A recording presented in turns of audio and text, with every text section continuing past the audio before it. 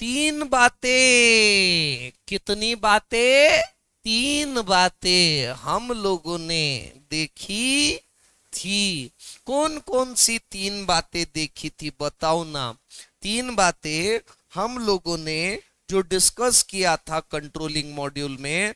Controlling module यानी, है ना, ये कोऑर्डिनेट कर रहा है, मॉनिटर कर रहा है, ऑप्टिमाइज कर रहा है ऑर्गेनाइजेशन के प्रोसेस को, बिजनेस के फ्लो को क्या कर रहा है, कंट्रोल। यहां तक कि ये हेल्प कर रहा है एक्चुअल फिगर क्या आए और आपके प्लान प्लान डेटा क्या था, इसके बेसिस पे आप क्या कर सकते हो, है ना, बिजनेस स्ट्रेटेजी बना सकते हो, है ना। ये आपको बिजनेस स्ट्रेटेजी बनाने में भी हेल्प कर रहा है। चौथी बात, कंट्रोलिंग मॉड्यूल के अंदर दो काइंड के एलिमेंट इसके अंदर है। पहले एलिमेंट को क्या बोलेंगे, कॉस्ट एलिमेंट, है ना, और दूसरे एलिमेंट को क्या बोलेंगे, रेवेन्यू एलिमेंट, है ना। अब ये बताने की जरूरत है क्या कि कॉस्ट एलिमेंट में क्या रहेगा, खर्चा कितना लग रहा है, और रेवेन्यू एलिमेंट में क्या रहेगा, पैसा कितना आ रहा है। सही बोला गलत बोला मैंने, बोलो ना। 100% सही बोला, है ना। चलो मित्रों, आगे बढ़ते हैं मेरे प्यारे क्लासवासियों, है ना। कॉस्ट एलिमेंट अकाउंटिंग, है ना, कॉस्ट एलिमेंट अकाउंटिंग। देखो कुछ की फीचर है इस मॉड्यूल के। ये सारे मॉड्यूल एक्चुअली एक्चुअली अगर इंप्लीमेंट करने में बड़ा मजा आएगा अपने को, है ना। बड़े बड़े ऑर्गेनाइजेशन उसके एक एक चीज इंप्लीमेंट कर रहे हैं, लेकिन पढ़ने में ये थोड़ा सा क्या हो जाता है, डिफिकल्ट। लेकिन आसान रहे या डिफिकल्ट, हमने बिल्कुल फिक्स कर लिया। कुछ लोग बम चिल्लाते, सर ये सब्जेक्ट डाला ही क्यों। अब मैं क्या करूं, बता बता ना, मैं मेरे बापू को जाके पूछूं, है ना, क्यों डाला, है ना, कि उनके बापू को जाके पूछूं, किसको भी जाके, अरे ये आईसीआई है भाई, ज्यादा में ज्यादा हम मेल कर सकते हैं, इसको निकालो, इसके जगह दूसरा डालो। कुछ कुछ अच्छी भी चीजें है, कंसेप्ट क्लियर होते हैं इसमें, बहुत सारी चीजें बिजनेस के है, कुछ वेग भी है, चलता है। बड़े बड़े देशों में छोटी छोटी बातें होती है। ये मेंटेलिटी नहीं लाने का, ये क्यों डाला, इससे निगेटिविटी जनरेट होते रहती है। हमको तो क्या चाहिए, 100% पॉजिटिविटी। ये है और मेरे को करना है और मैं करूंगा, इसमें 60 मार्क लूंगा, है ना। फालतू की बात मत कर, ईआईएस हमारे लिए स्कोरिंग है ना। गलत डिसीजन भी लेने का ना, तो इतने एफर्ट्स कर लेने का गलत डिसीजन पे कि उस गलत डिसीजन को सही करके बता देने का। कुछ गलत बोला मैं नहीं, है ना। ईआईएस कैसा है, स्कोरिंग है, भले कैसे ही हो ना, अपन ने क्या करने का। मैं गलत बोला क्या रे, बोलो ना। हाँ नहीं सर। हाँ। Cost element accounting, cost element accounting ये एक ऐसा कंपोनेंट है जो प्रोवाइड कर रहा है ओवरव्यू कॉस्ट और रेवेन्यू जो ऑर्गेनाइजेशन को ऑकर होते रहते, है ना। कॉस्ट अकाउंटिंग ये एक ऐसा मॉड्यूल है जो प्रोवाइड कर रहा है ना, कॉस्ट और रेवेन्यू जो ऑर्गेनाइजेशन को ऑकर होते रहते।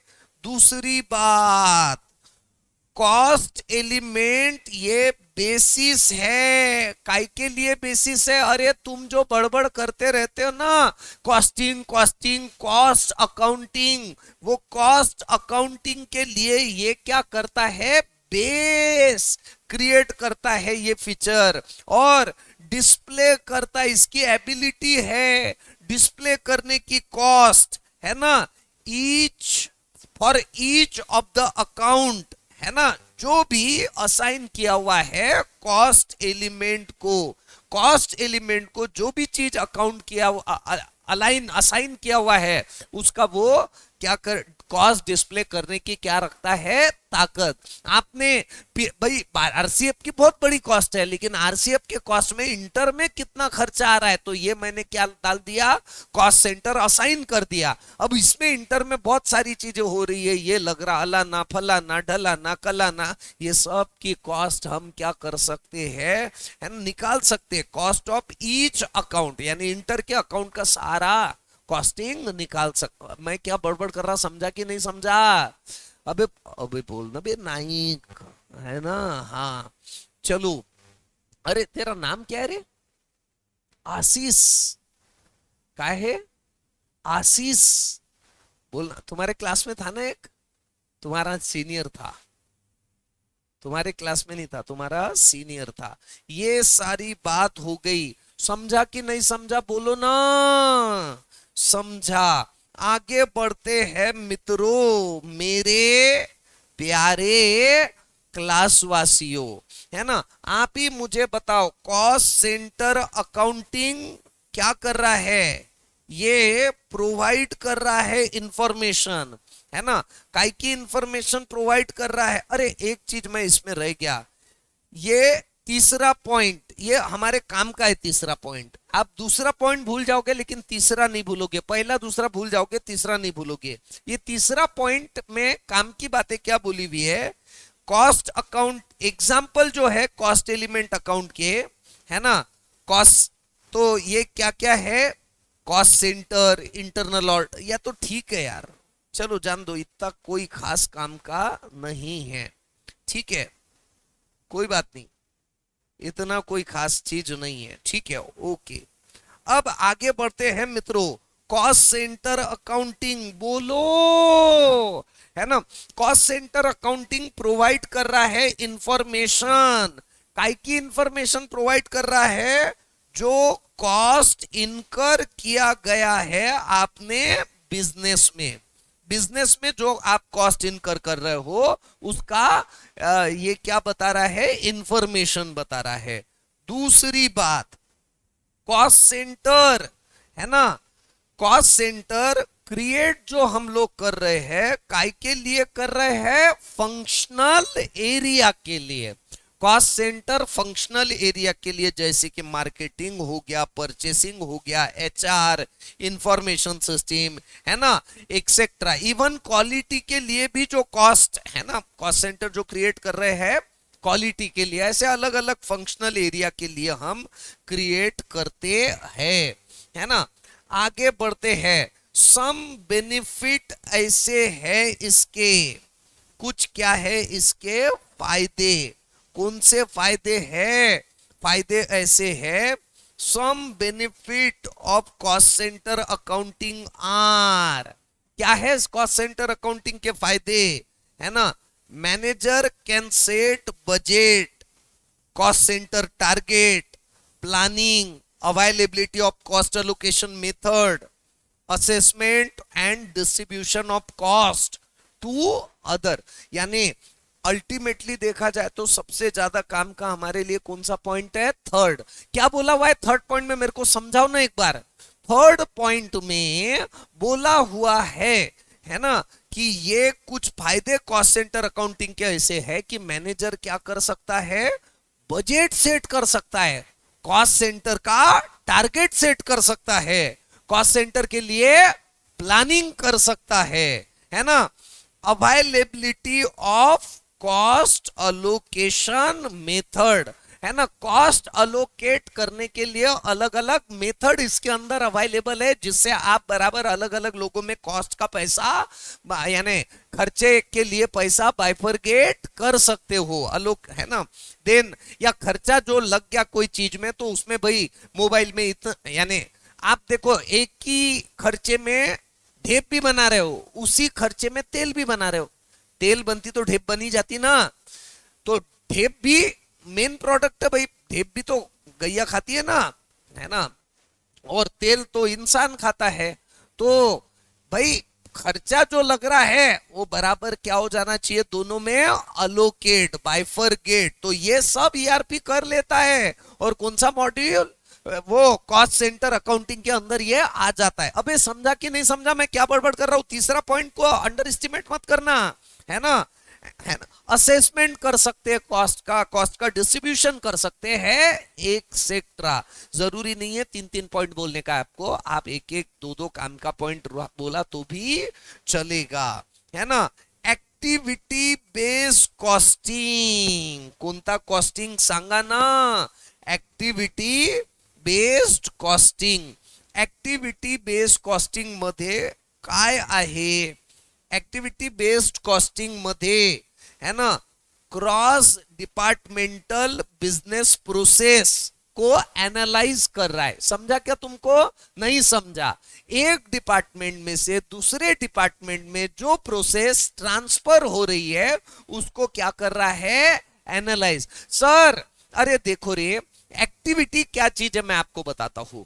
आपको साइकिल बनाने का है, ये आपका प्रोडक्ट है ना। ये साइकिल जो प्रोडक्ट बना, क्या बिल्कुल एक फैक्ट्री में आया है ना, लोहा आ गया, रबर आ गया, ये रॉ मटेरियल आ गया, साइकिल निकल गई, ऐसा होगा क्या? हाँ, ये यहाँ अलग चीजें रहेगी। रबर से टायर बनने वाली प्रोसेस अलग है ना, लोहे से स्पोक बनने वाली प्रोसेस अलग है ना, और उसके बाद में लोहे से वो फ्रेम बनने वाली प्रोसेस अलग। ये सारी चीजें रहेगी है ना, ये अलग अलग प्रोसेस है, लेकिन हम किसको? एक्टिविटी को देखेंगे हम। ये साइकिल बन रही है मेरी, ये क्या है? मेरी एक्टिविटी। शुरुआत से लेके एंड तक मेरे को कितना खर्चा आया? अरे भाई वो स्पोक बनाने का जो डिपार्टमेंट है उसका तो खर्चा बहुत है, उसमें बराबर कॉस्टिंग निकालेंगे। एक स्पोक को कितना खर्चा आया, पूरे साइकिल में स्पोक कितने लगे, समझ में आ रहा है क्या? टायर बनाने को खर्चा तो बहुत आ रहा है, एक टायर बनाने को कितना खर्चा आया, दो टायर का खर्चा कितना, ऐसा करके हम पूरे वो एक्टिविटी को क्या करेंगे? मॉनिटर। ना सिर्फ खर्चे के पॉइंट ऑफ व्यू, और भी ड्यूरेशन कितना लगा, और भी दूसरे बहुत सारी बातें रह सकती है। इसी को क्या बोलते रहते? एक्टिविटी। और अब आप ही बताओ, तुम इस मला सांगा, क्या ये एक डिपार्टमेंट के अंदर होगा या क्रॉस डिपार्टमेंट होगा? अबे हाँ या ना? तो यहां पे क्या लिखा हुआ है ना, दिस एनालिसिस, ये काय का एनालिसिस है? क्रॉस डिपार्टमेंटल बिजनेस प्रोसेसेस को एनालाइज कर रहा है, अलाउ कर रहा है। ये क्या अलाउ कर रहा है? प्रोसेस ओरिएंटेड और cross functional view cost centre को प्रोवाइड कर रहा है। अबे समझ में आ रहा है कि ऊपर से जा रहा है? सर थोड़ा थोड़ा समझ में आ रहा है, थोड़ा थोड़ा ऊपर जा रहा है, लेकिन एक बात समझ में आ गई कि इसको याद भी करना है ना। इंटरनल ऑर्डर, इंटरनल ऑर्डर म्हणजे काय? इंटरनल ऑर्डर प्रोवाइड, ये कॉस्ट को ट्रैक करने के लिए जरिए ये बता दे रहा है। Specific job, specific service, specific task. अरे इंटरनल ऑर्डर का मतलब तुमको क्या समझा, मेरे को बताओ तो। अरे भाई तुम्हारी एक एक डिपार्टमेंट है जिसमें स्पोक बन रहे, और एक डिपार्टमेंट है वो स्पोक से चक्का बना रहा है। तो वो चक्का बनाने के लिए स्पोक लगेंगे, रिंग लगेगा है ना। ये क्या करेगा? इसको ऑर्डर आई कि मेरे को इतने चक्के चाहिए है ना, तो ये चक्के बनाने के लिए स्पोक लगेगा ना, ये अपने ही दूसरे डिपार्टमेंट को बोलेगा, भाऊ मेरे को एवढे स्पोक पाहिजे, मले एवढे रिंग पाहिजे, और उससे फिर क्या बनाएगा? रिंग बनाएगा। समझा ना? यानी ये एक डिपार्टमेंट ऑर्डर देगा उसको है ना, दूसरे डिपार्टमेंट को। इसी को क्या बोल रहे हैं हम? Internal order. और इंटरनल ऑर्डर जरूरी है काय के लिए? ये कॉस्ट ट्रैक करेगा, स्पोक की कॉस्ट है ना, मेरे को उसको भाई उसका हम क्या करेंगे? वो डिपार्टमेंट का पीएनएल बनाएंगे। कॉस्ट सेंटर यानी क्या है? उसका कितना खर्चा हो रहा, वो कितने में दे रहा है, इंटरनल प्रॉफिट, उसमें वो मैनेजर की सैलरी वैलरी, वहां के स्टाफ की सैलरी। यानी आप समझ में आ रहा है कि एक कंपनी में छोटे छोटे ग्रुप बना दे रहे हैं, हर एक ने खुद का पैसा कमाओ, फिर एक आधा खाते में है तो चलता ना, अपन करेंगे ना उसको सेट है ना। लेकिन इससे क्या आएगा? हर एक को उसके प्रॉफिट से उसकी सैलरी लिंक रहेंगी, बोनस लिंक रहेगा। ऐसा होता है बड़े बड़े ऑर्गेनाइजेशन में। तो वो खुद का बैलेंस शीट बनाता, फायदा लाके बताता मैनेजमेंट को, देखो मैंने इतना काम किया, मेरे डिपार्टमेंट में इतना फायदा है मेरा, है ना। तो देखो इंटरनल ऑर्डर प्रोवाइड करता है कॉस्ट ट्रैक करने का, हमारे पास में जरिया है। काय की कॉस्ट? कोई स्पेसिफिक जॉब रह सकता, कोई स्पेसिफिक सर्विस रह सकती, कोई स्पेसिफिक टास्क। अबे समझा क्या? सर अब हमारे फंडे क्लियर हुए, हम तो ऐसे ही पढ़ रहे थे। अरे पहले क्लियर हो गया था क्या? काय समजून नाही राहिलं सर, पहिले क्लिअर झालं का नंतर झालं? अरे बोलो ना, समझ में तो आ रहा है ना? अबे तिजारे जीस, ध्यान में आ रहा है ना? हाँ या ना? हाँ ठीक है। दीज आर यूज्ड, है ना, ये सारी चीजें हम यूज कर रहे हैं एज अ मेथड।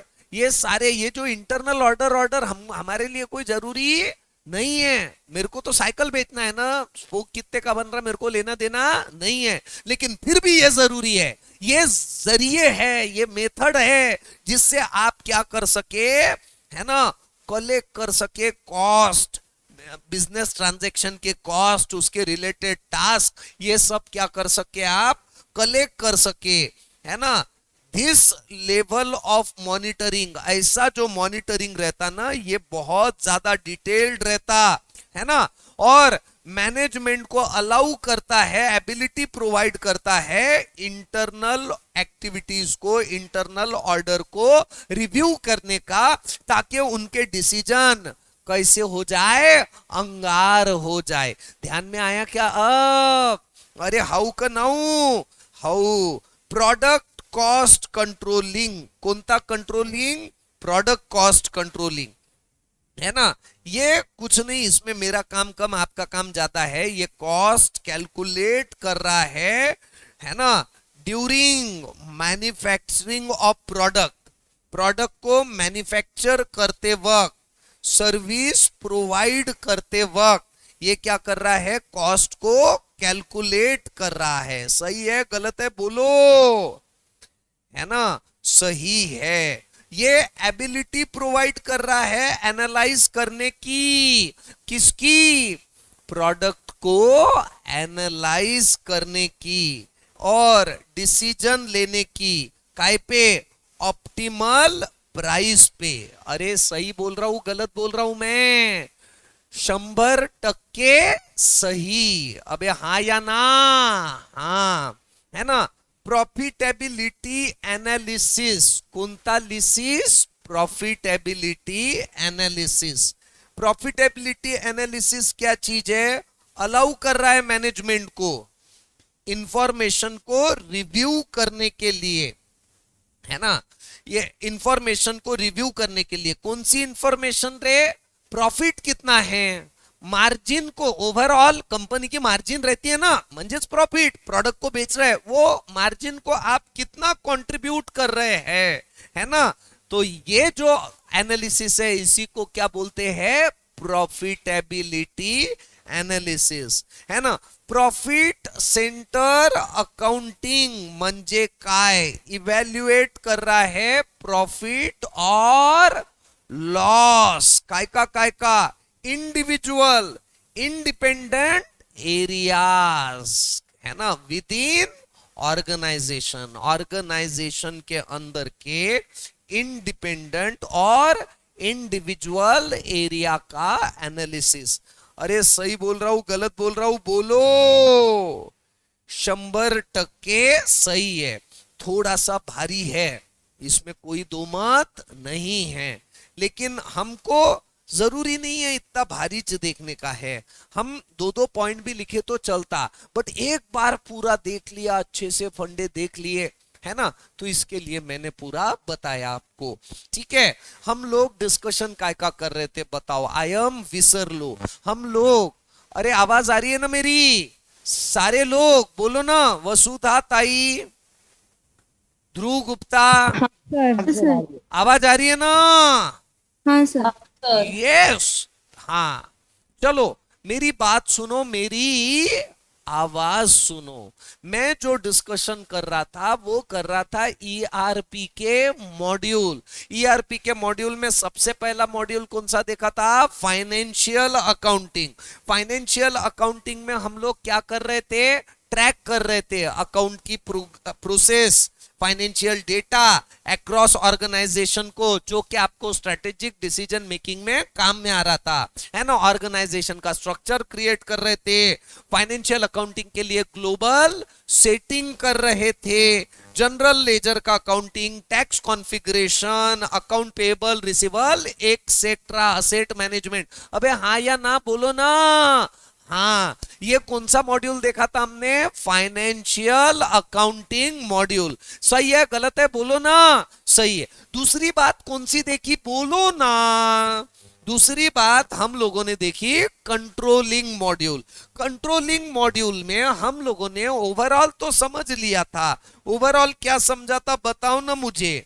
ओवरऑल हम लोगों ने सर समझ लिया था कि कंट्रोलिंग मॉड्यूल यानी coordinating, monitoring and optimising, organisation के जो प्रोसेस है उसको कोऑर्डिनेट करना है, मॉनिटर करना है, ऑप्टिमाइज करना है, म्हणजे कंट्रोलिंग झालं सर, है ना। यानी क्या हो रहा है, आपका एनालिसिस कर रहे हैं, प्लानिंग हमारा कैसा था और एक्चुअल चीजें कैसी है। इसका फायदा क्या होगा?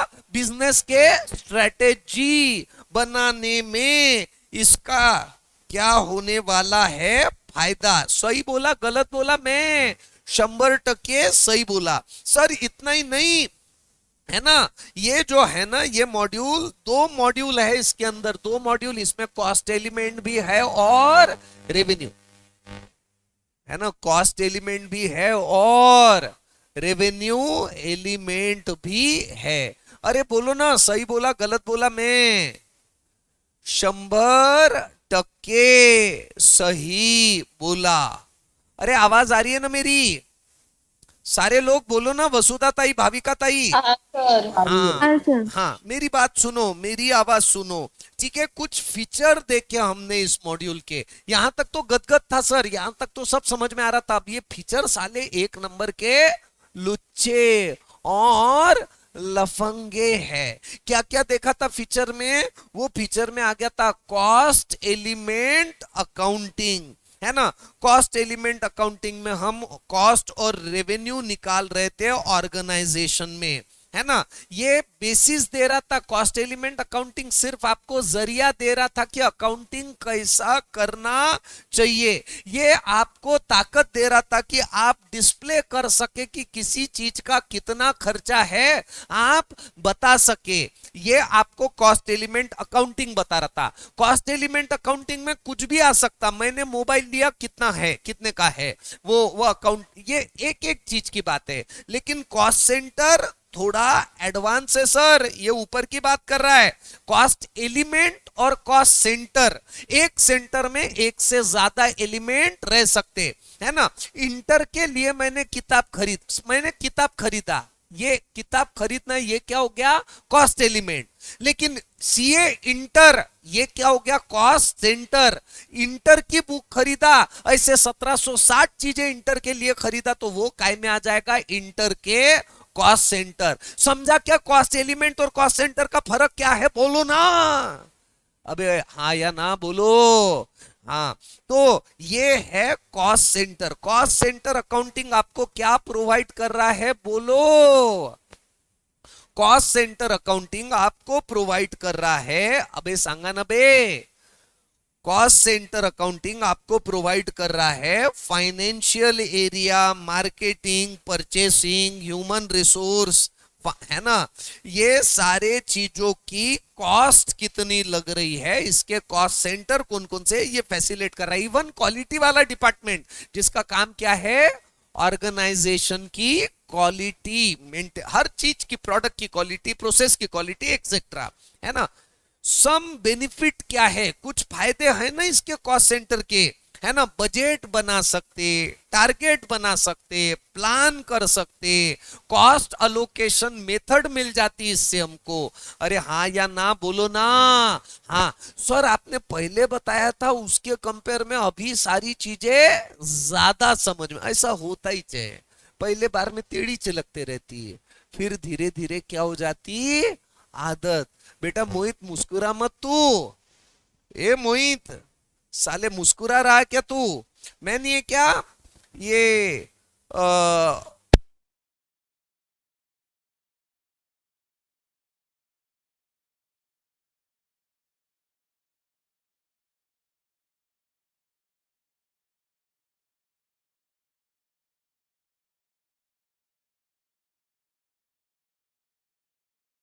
हाँ, कभी करता कभी नहीं करता ऐसा। अच्छा ठीक है ना, अभी आवाज आ रही है मेरी बराबर? अरे बोलो ना रे, बोलते हाँ भी नहीं सर। बच्चे। हाँ सर। हाँ, एक्टिविटी बेस्ड कॉस्टिंग क्या है सर? अरे एक ही प्रोडक्ट ले रहे, एक कोई भी एक्टिविटी, जरूरी नहीं है प्रोडक्ट, मैंने प्रोडक्ट तो समझाने के लिए बोला। कोई भी एक एक्टिविटी लो और उसके उस एक्टिविटी की शुरुआत से लेके तो आखिरी तक, हो सकता है उसमें डिपार्टमेंट क्या करना पड़े, cross analyses cross departmental processes. Internal order बहुत जरूरी है सर। एक डिपार्टमेंट से दूसरे डिपार्टमेंट में जो चीज जा रहा है उसका कॉस्ट ट्रैक करो, स्पेसिफिक जॉब का, टास्क का, सर्विस का कॉस्ट ट्रैक करो, कौन कौन से मेथड यूज किए गए हैं वो देखो, कलेक्ट करो। और ये डिटेल्ड मॉनिटरिंग करने के लिए मैनेजमेंट को एबिलिटी दे रहा है, जिससे ज्यादा अच्छे डिसीजन मैनेजमेंट ले सके। समझा ना इंटरनल? हाँ, है ना, ये तो मेरे ख्याल से पहले भी अच्छे से समझा होगा कि रिवीजन में ज्यादा समझता सर, है ना। पोस्ट प्रोडक्ट कॉस्ट कंट्रोलिंग, एक कोई प्रोडक्ट लो, चाहे वो सर्विस है चाहे वो प्रोडक्ट है, उसकी कॉस्ट कैलकुलेट करो, इसी को क्या बोल रहे हैं, प्रोडक्ट कॉस्ट कंट्रोलिंग, है ना। और उस प्रोडक्ट को एनालाइज करो, उसकी कॉस्ट कैसे कम हो सकती, प्रॉफिटेबिलिटी का एनालिसिस, प्रॉफिट सेंटर अकाउंटिंग, है ना। ये सारी बातें हम लोगों ने बहुत अच्छे से बहुत विस्तार से समय दे के समझाए। आप अब मेरे को ब्लेम नहीं कर सकते। दो फंक्शन देखे, ज्यादा फंक्शन हम देखने वाले है ही नहीं। तू पूरी नींद लेके आया कर अनिकेत, तेरे को बहुत नींद आती ना अनिकेत अग्रवाल, आती ना नींद? अबे बोलना हाँ ना। हाँ हाँ, अब मस्त नींद वींद लेके आया कर। और मैं तो लाइव रहने की कोशिश करता हूँ यार, मैं तो वर्चुअल वालों से भी बात करने की, लेकिन यहाँ बैठा हुआ बच्चा अगर सोया ना तो वो बच्चे की गलती नहीं है, वो गलती किसकी है, मेरी। मैंने उसको सोने दिया, है ना। वर्चुअल वाले पे तो अब इतना, है ना, बोल नहीं सकते। अभी तक वो टेक्नॉलॉजी आने की है की इथून मारलं तर त्याला तिथं लागते, है ना, ऐसा कुछ चाहिए था। इधर कुछ का दिया कि उसको कुछ का बैठता, ऐसा चाहिए था, है ना। आ जाएंगे आगे जाके, बाबा बोलते नहीं आता। हाँ, चलो अब आगे बढ़ते हैं। Sales and distribution, most important. जब कुछ भी नहीं आवे ना, कोई कहीं पे भी या इसमें कभी कुछ आ नहीं रहा, तो बोलने का this is a most important thing, है ना। खत्म काम, पहला पॉइंट तो जम जाता अपना, है ना। Sales and distribution is most important module, है ना। ये जो है बड़ा इंपॉर्टेंट मॉड्यूल है, बड़े हाई लेवल का इंटीग्रेशन और कॉम्प्लेक्सिटी है इसमें, है ना। दूसरी बात, सेल्स एंड डिस्ट्रीब्यूशन ऑर्गेनाइजेशन क्या करते, यूज करते, काय के लिए, to support sales and distribution activities of. अब सर, सेल्स एंड डिस्ट्रीब्यूशन, है ना, का मॅन्युफॅक्चरिंगच्या कामात येणार काय, नाही, कशासाठी कामात येणार, सेल्स एंड डिस्ट्रीब्यूशन। कहां से कहां तक, टू सपोर्ट, है ना, ये सपोर्ट कर रहा है सेल्स एंड डिस्ट्रीब्यूशन को, starting from inquiry to order and ending with delivery. समझा क्या, ये डिलीवरी अलग है ना, प्रोडक्ट डिलीवर्ड कर देना। समझा कि नहीं समझा? समझा, जमाना खराब है ना। नींद तो नहीं आती ना अनिकेत तेरे को? सच्ची सच्ची बोल राजा। अब ये पॉइंट को पढ़ना है तो पढ़ लेना, नहीं पढ़ा तो भी चलेगा, है ना। की फीचर, चाबीचे फीचर, कोणते फीचर, की फीचर, है ना। बहुत अंगार चीजें है इसमें, बहुत जबरदस्त है, मजा आएगा तुमको, एकदम अंगार, है ना। की फीचर ऐसे है, ऑर्गेनाइजेशन का स्ट्रक्चर, है ना, सेटअप करना है। सेल्स एंड, अरे मेरे को एक बात बताओ, तुम कंपनी की बात कर रहे हो कि कंपनी के लिए लगने वाले ईआरपी मॉड्यूल का डिस्कशन कर रहे हो? है ना। जब ये सारी चीजें पढ़ते ना, तो हम धीरे धीरे कहां पे चले जाते, कंपनी में। लेकिन आप हो कहां पे, ईआरपी के मॉड्यूल में। अब आप ही बताओ, ईआरपी के मॉड्यूल में हो तो आपको उस मॉड्यूल में कंपनी क्रिएट करावी लागणार की नहीं? हो ना सर, है ना। कंपनी का कोड बनाना पड़ेगा कि नहीं? हो ना सर, है ना। सेल्स ऑर्गेनाइजेशन, डिस्ट्रीब्यूशन चैनल, तुमको क्या लग रहा, ये तुमको खुद को बनाना पड़ेगा? सर ये तो बिजनेस एरिया की बात कर रहा है, प्लांट। अबे प्लांट बनाना थोड़ी पड़ रहा, ये कहां पे बना रहा है तू, ईआरपी मॉड्यूल के अंदर, है ना। सर सेल्स ऑफिस को मेंटेन भी तो करने का है। अबे ये कहां मेंटेन कर रहा तू, ईआरपी मॉड्यूल के अंदर, है ना। एक्सेट्रा, ये सारे चीजों को सेटअप करना, इसी को क्या बोलते रहते, है ना, ऑर्गेनाइजेशन के स्ट्रक्चर को सेटअप। ये जो आदत है ना बेटा, बहुत पुरानी आदत है ना। ये, हाँ, मेरा जवानी तो गई नहीं अभी तक, है मेरी जवानी। ये ऐसा करके जो यॉर्निंग करता ना, नहीं नहीं तूने नहीं किया, मेरे को मालूम है तूने नहीं किया, लोग करते रहते। सच्ची, ऐसा करके मस्त ऐसा लोग करते। तू तो बड़ा जबरदस्त है राजा, तू कभी किया आज तक? आज तक का रिकॉर्ड है, क्योंकि तू नहीं करे, है ना। जबरदस्त है, मजा आता ना रे क्लास में। तू सच्ची बोल, ऐसा लगता क्या ये ऐस पढ़ रहे अपन? सालो तुम लोगों ने मेरे को क्रेडिट देना चाहिए, तुम साले गालियां मारते मेरे को। ये वो, हाँ ये तो साला थर्ड क्लास है, तू क्या बताओ, सच्ची ना, एक नंबर का लुच्चा। उसको ये टाइम पास लगता है, ये मैं बातें कर रहा साला, ये सच्ची। बोले 20 मिनट तो बोले इसी में ही गंवा देते सर, सच्ची। ऐसे जाने दो, अब छोड़ो। हाँ, अब आगे बताओ रे सारे लोग और सारी लुगिया, कळलं की नाही कळलं सांगा ना मला। अरे हाँ या ना, हाँ मेरे प्यारे क्लासवासियों, हम लोग डिस्कशन काय का कर रहे हैं बताओ, है ना। हम लोग सेल्स एंड डिस्ट्रीब्यूशन का डिस्कशन कर रहे हैं। ऑर्गेनाइजेशन का स्ट्रक्चर तो हम सेट कर चुके थे, हम दिल दे चुके थे, है ना।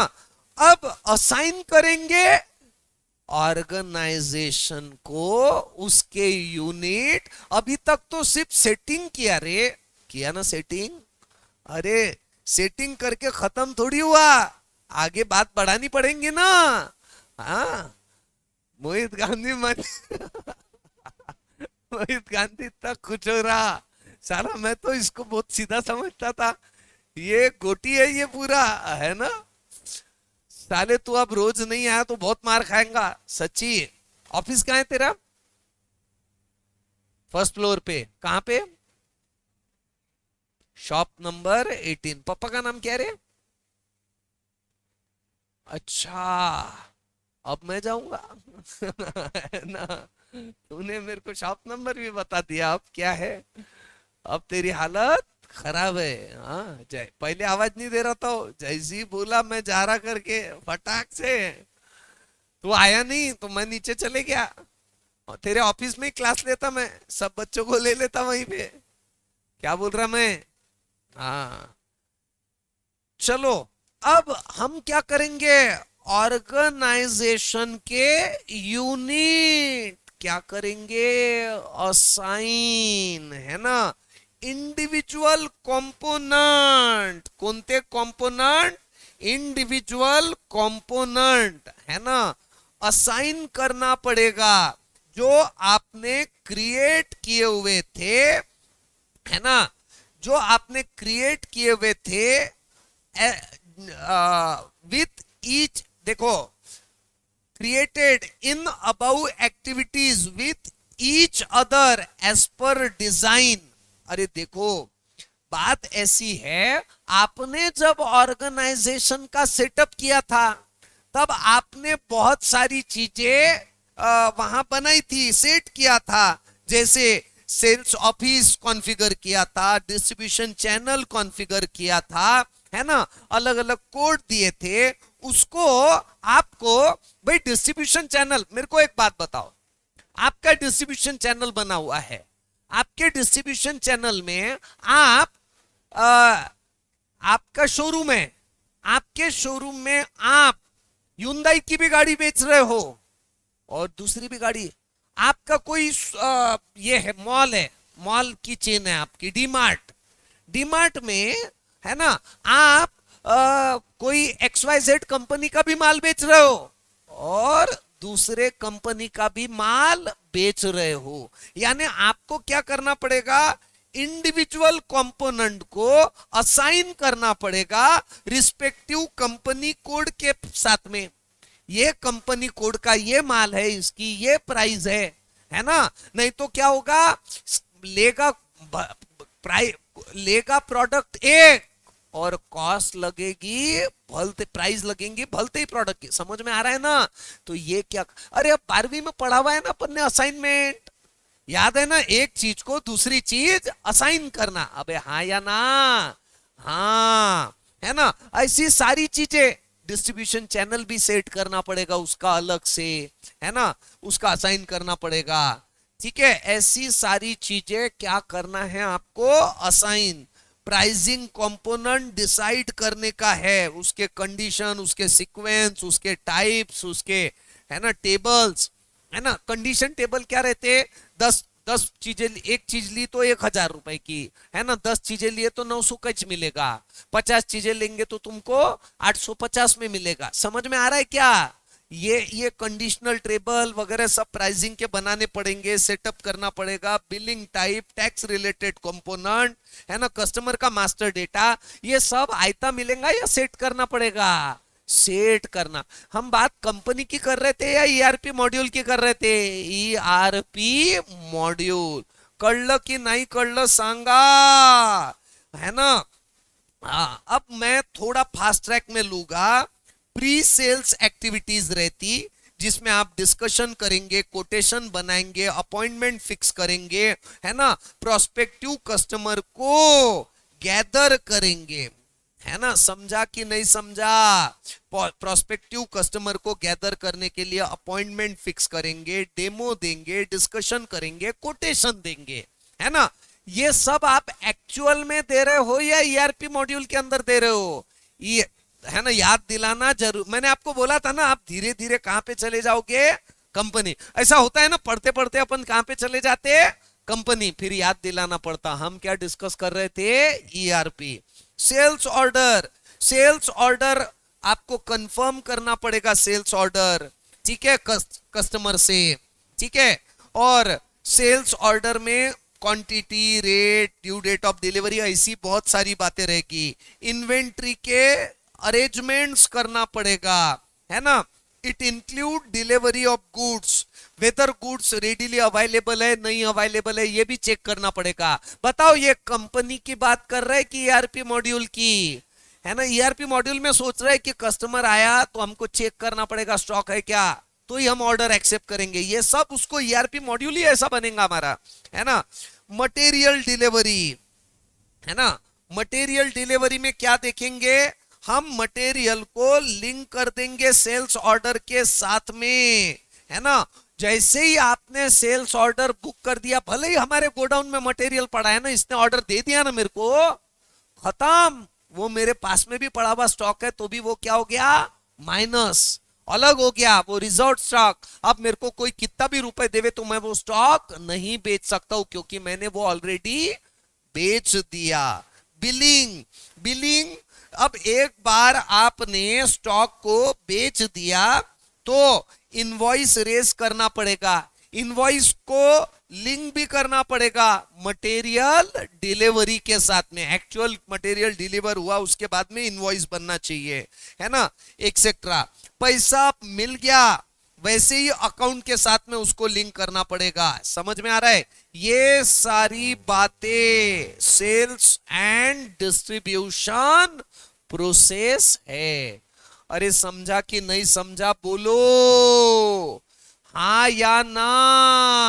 हाँ, तो आज का लेक्चर हम यहीं पे क्या करते हैं, खत्म। Tata, bye bye, see you.